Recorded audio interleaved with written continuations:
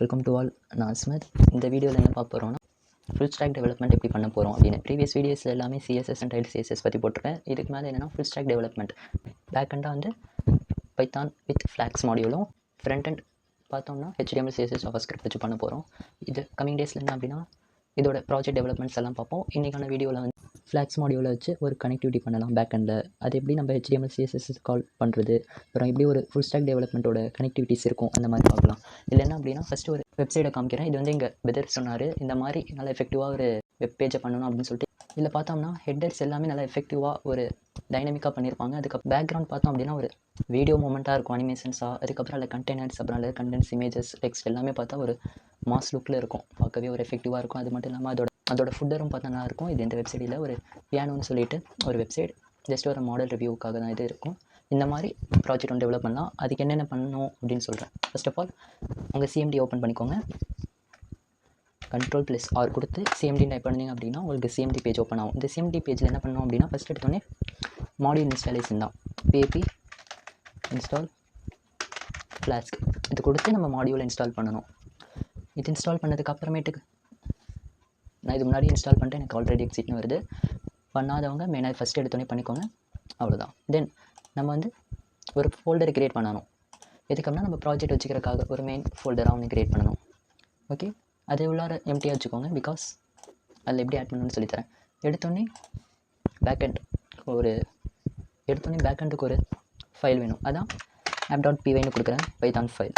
இது எதுக்கு யூஸ் ஆகும் அப்படின்னா நம்ம HTML அண்ட் CSS கனெக்ட் பண்ணுறதுக்கு யூஸ் ஆகும். அப்புறம் URL அந்த மாதிரி பார்ட்ஸ்க்கு கனெக்ட் ஆகும். ஃபஸ்ட்டு நம்ம இந்த எழுதிடுவோம். இப்படி ஃபஸ்ட் இதை நம்ம கோட் கொடுத்துருவோம்.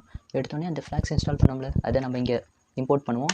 ஃப்ரம் அது எதுலேருந்து அப்படின்னா ஃப்ளாஸ்க் மாடியூல்லேருந்து எது எடுக்கிறோம் அப்படின்னா கேப்சல் F வந்து ஃப்ளாஸ்க் இந்த ஒரு ஃபங்க்ஷனையும், அப்புறம்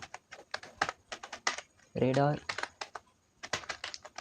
டெம்ப்ளேட் இப்படின்னு ஒரு ஃபங்க்ஷனும் நம்ம எடுப்போம்.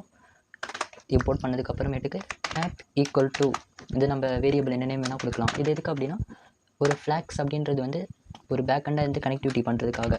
அது கனெக்டிவிட்டி பண்ணுறதுக்கு ஒரு கீவேர்டு மாதிரி நேம் நம்ம ஆப் அப்படின்னு கொடுப்போம். அந்த நேம் வந்து ஆப். ஓகே, அதில் வந்து இந்த மாதிரி கொடுத்து ஒரு கனெக்டிவிட்டிக்காக க்ரியேட் பண்ணிப்போம்.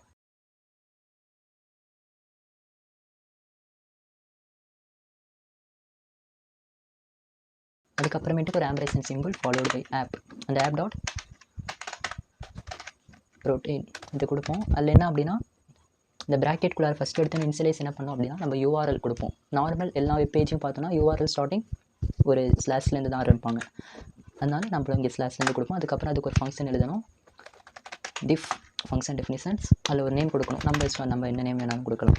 ஃபங்க்ஷன் டெஃபினிஷன்ஸ் கொடுத்ததுக்கு அப்புறமேட்டுக்கு கொடுப்போம். அப்புறம் இதுக்கான ரிட்டன் அப்படின்னு சொல்லுவோம். ரிட்டன் பண்ணுறது என்ன ரிட்டன் பண்ணோம் அப்படின்னா ரேடார் தென் டெம்ப்ளேட். அதுக்குள்ளார தான் என்ன எழுதணும் அப்படின்னா நம்ம வச்சிருக்கிற இன்டெக்ஸ் பேஜ் அப்படின்னு எழுதணும். இது எங்கே அப்படின்னா நம்ம வச்சிருக்கிற HTML நான் இன்னும் க்ரியேட் பண்ணல.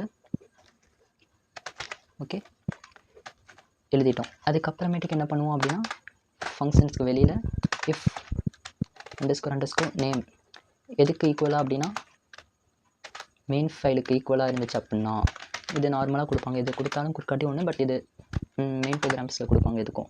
எதுக்கு அப்படின்னா ப்ராஜெக்ட் வந்து ரன் ஆகும்போது மெயின் இது எடுத்தோடனே ரன் ஆகணும், அதுக்காக இப்படி கொடுப்போம். அப்புறம் ஆப் டாட் ரன் அதுக்குள்ளார என்ன அப்படின்னா debug equal to true அப்படின்னு கொடுப்போம்.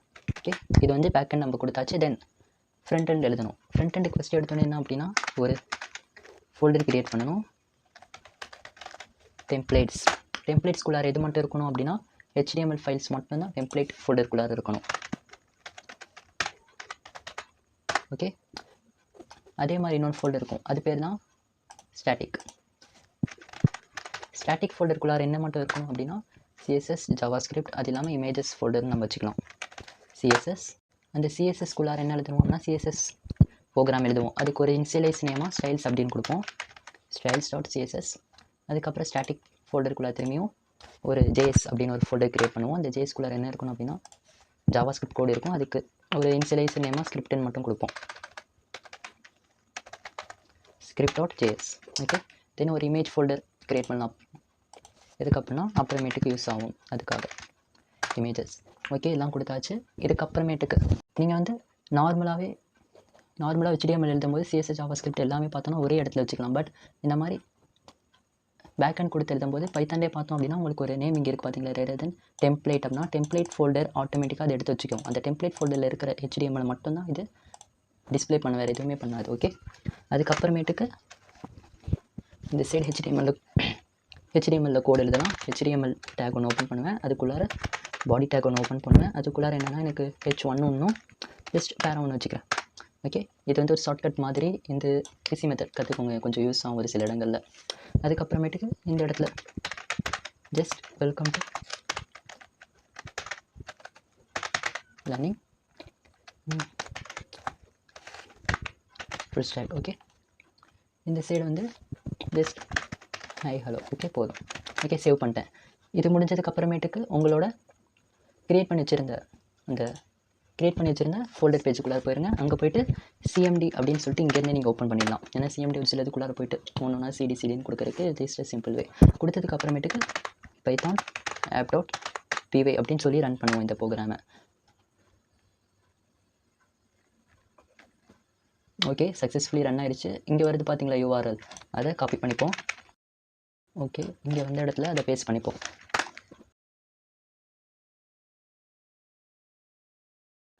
இதோ வந்துடுச்சு பார்த்தீங்களா. இதுலேருந்து என்ன தெரிஞ்சோம்னா சக்ஸஸ்ஃபுல்லி HTML இஸ் கனெக்டட். இதுக்கு மேலே CSS JavaScript எப்படி கனெக்ட் பண்ணுறதுன்னு பார்ப்போம்.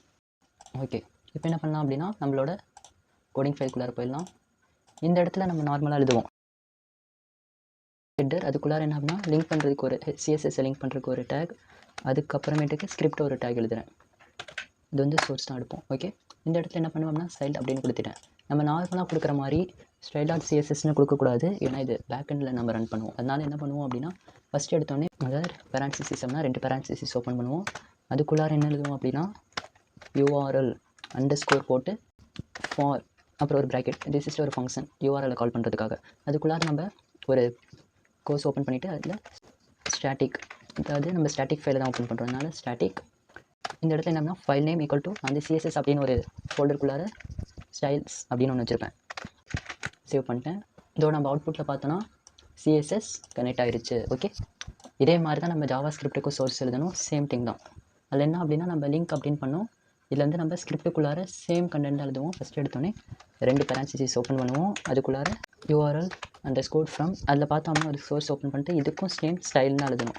ஸ்டாட்டிக், அதாவது ஸ்டாட்டிக் ஃபோல்டருக்குள்ளார வச்சுருக்கோம். அதுக்கப்புறமேட்டுக்கு ஸ்டாட்டிக் அப்படின்னா எழுதணும், ஏன்னா நம்ம ஸ்டாட்டிக் ஃபோல்டருக்குள்ளார வச்சுருக்கோம். அதுக்கப்புறம் ஃபைல் நேம்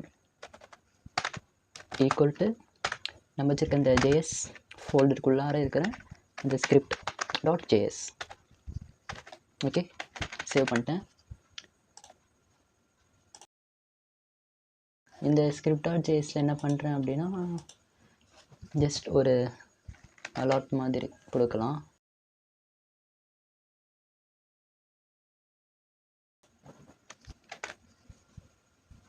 இதோ நம்மளுக்கு எடுத்தோடனே ஹாய் அப்படின்னு வந்துடுச்சு. அப்போனா JavaScriptடும் கனெக்ட் ஆகிடுச்சு. இதில் தெரியுதா எப்படி நம்ம ஒரு பேக் அண்ட் ஃப்ரண்ட் கனெக்ட் பண்ணுறதுன்னு. இந்த வீடியோ ஃபஸ்ட் வீடியோ எப்படி போட்டிருக்கேன். நெக்ஸ்ட் வீடியோவில் வந்து ஒரு ப்ராஜெக்ட் டெவலப் பண்ணுறதுக்கு 1 by 1 ஸ்டெப் பை ஸ்டெப்பாக போகலாம். ஃபஸ்ட் எடுத்தோம் ஹெட்டர், அதுக்கப்புறம் பாடி, அதுக்கப்புறமேட்டு ஃபுட்டர்ஸ், அந்த மாதிரி ஒன்றா ஸ்டெப்பாக சொல்லித்தரேன் செப்பரேட் வீடியோஸாக. இந்த வீடியோவை பார்க்குறவங்க வந்து நிறையா பேர் ஃபாலோ பண்ணாமல் இருக்கீங்க, ஃபாலோவும் பண்ணிக்கோங்க, லைக் போட்டுக்கோங்க. இதோட யூடியூப் சேனலும் கொடுக்குறேன். யூடியூப் சேனலில் பார்த்தோன்னா ஃபுல் வீடியோஸ் இருக்கும், அப்லோட் பண்ணுறேன். அதையும் பார்த்துக்கோங்க, குவாலிட்டியாகவும் இருக்கும். Okay, thank you for all. Thank you, bye.